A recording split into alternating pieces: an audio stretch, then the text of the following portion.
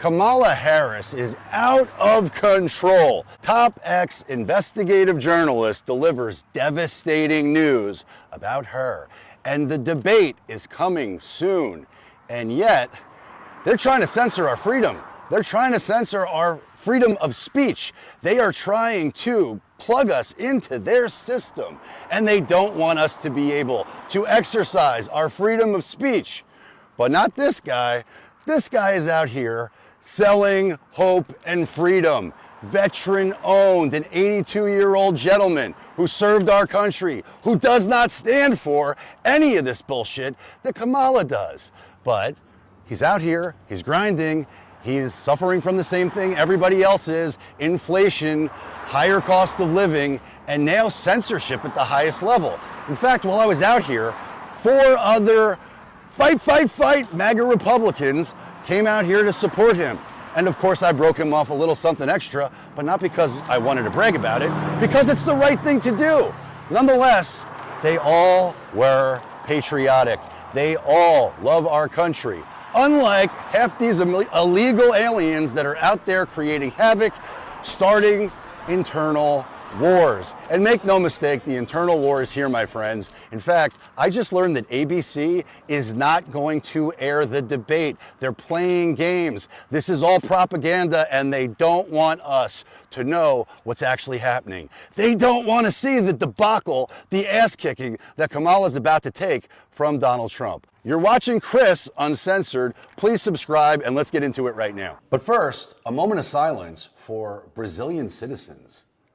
That's enough, because Brazil is censoring their population. They don't want the citizens to be able to communicate freely. And once we lose our freedom of speech, we are no longer free. We are slaves, and they'll come to take our guns and every other liberty that we have. In the meantime and in between time, Brazil is censoring its public.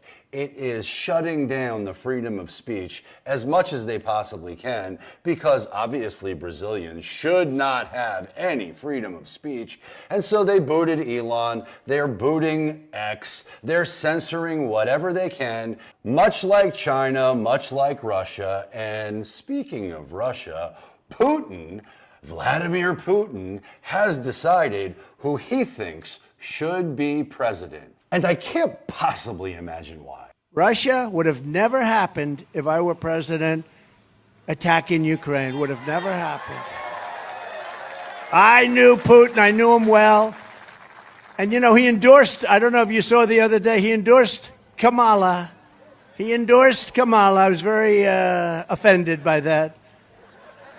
I wonder why he endorsed Kamala. No, he's a chess player. I endorsed Kamala. Should I be, Congressman, should I be upset about that? No? Huh? Was it done with a smile, Ron? Was it done with a smile? I think it was done maybe with a smile. I don't know. Who the hell knows? Nobody's going to figure it out. They're about 19 steps ahead of us. But this whole Russia thing, nobody was tougher on Russia in history than Trump. And the person that knows that better than anyone is President Vladimir Putin. He knows it better than anyone. And I'll tell you what, I will have that war finished and done and settled before I get to the White House as president-elect. I will get that done. And we can't possibly know if that's true or not. But what we can take for certain is what Putin says for himself. We can name a favorite candidate. It used to be Joe Biden, but now he is not participating in the election campaign, and he recommended all his allies to support Ms. Harris. So that is what we are going to do. So it was, well, he said that we should, that is why we should also do that. Well, her laugh, she's laughing, her laugh is so fascinating. It means that everything is good, and if everything is good. We did it, Joe. feel everyday prices are too high. It feels It means so that, hard to just be able to get ahead. for instance, if we're speaking about Joe Biden, there are so many sanctions against Russia introduced, and if everything is good with Ms. Harris, maybe she will refrain herself from such measures, or maybe she'll change them. So in the end, it will be the choice of the US people, and we will respect this choice. And I suspect negotiating with a half-brain dead Joe Biden and a cackling, no-backboned Kamala Harris is magnitudes of degrees easier than Donald Trump.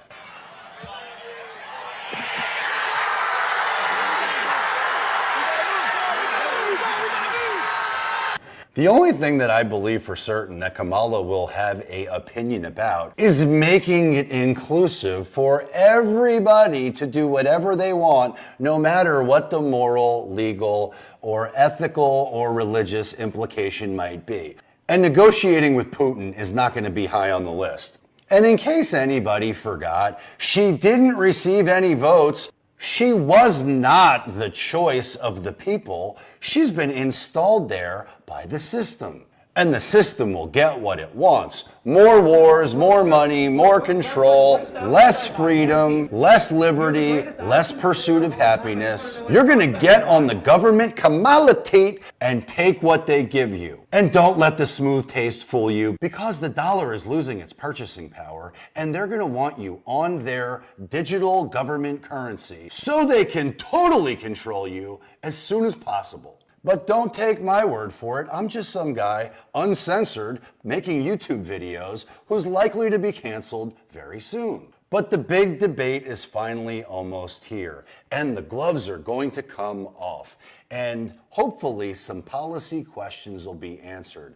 But I doubt it. And we know it's going to be rigged because ABC is already manipulating the game. And while Trump has been on every podcast known to man and continues to make himself available for every possible opportunity to talk about exactly what he's going to do, Cackling Waffling Kamala is absolutely going to fold under pressure, but she's already told us what she intends to do. And unlike some people who talk out both sides of their mouth, there's usually an obvious difference between A and B coming out the old pie hole. And shame on me for not noticing it earlier. What she says is actually somewhat similar. One side is socialist or Marxist, and the other side is communist, globalist, and elitist. Allegedly, according to some, but let's see what she says. And while Trump's on the record as saying he will get these illegal immigrants out quickly, the border czar who allowed them all in